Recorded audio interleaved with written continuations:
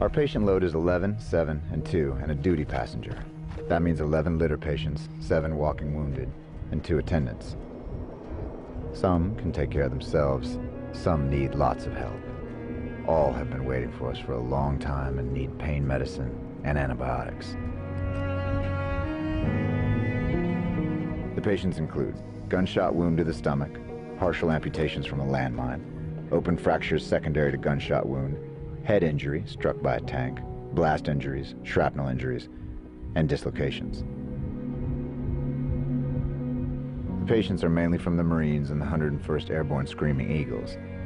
Many were involved in ambushes.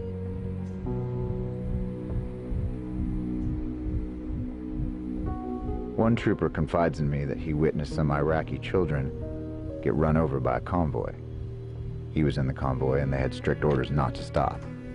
If a vehicle stops, it is isolated and an inviting target for a rocket-propelled grenade.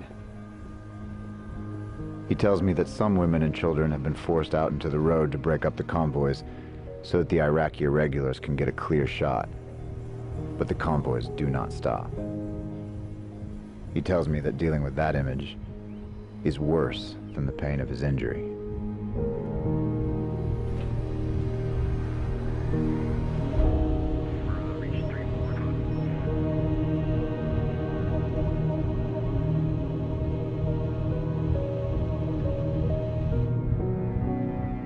I've noticed that the most seriously injured are the youngest. The older, experienced soldiers do a better job of staying alive and avoiding the flying metal. One soldier I'm treating looks like a young boy. We talk for a bit as I assess him and medicate him for his pain. The morphine's not working, but it's the strongest stuff I've got.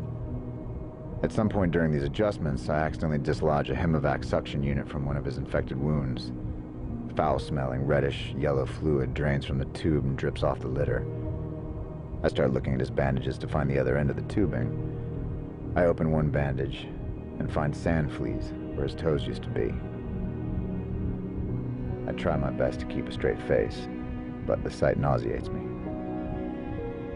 Scott, one of my level-headed medics, finds the tubing and resets the suction, then cleans up the mess I made. We finally get this soldier comfortable. Because we moved him so much, I decide to reassess his extremities. I know there are parts of his leg and thigh missing from reading his medical record, but I can't tell from the thick bandages. The wounds were left open to allow them to drain.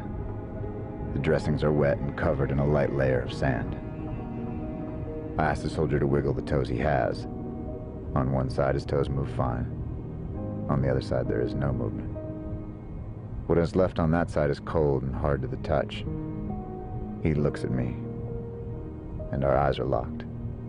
His eyes say, "Tell me I'm going to be okay. Tell me that I'm going to be fine. Tell me I'm going to be whole again." These are some of the longest seconds of my life because I know he's counting on what I say to him. I bend down below the litter to break eye contact.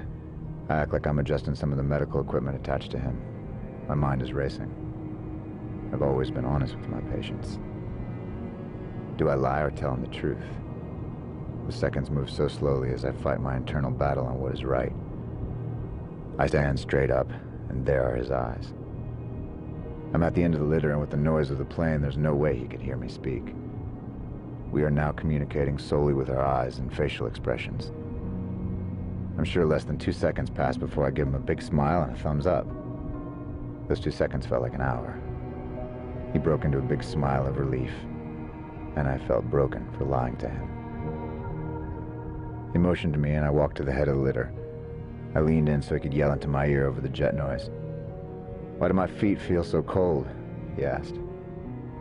I yelled back, "There's a lot of swelling in your feet, and the blood circulation is not so good because the swelling is way too early in the game to tell how well you're going to heal. Swelling is going to affect your senses and ability to move." These were all true statements. I felt reassured with my answer. It is too early to say how this soldier will recover, but I still felt bad about lying.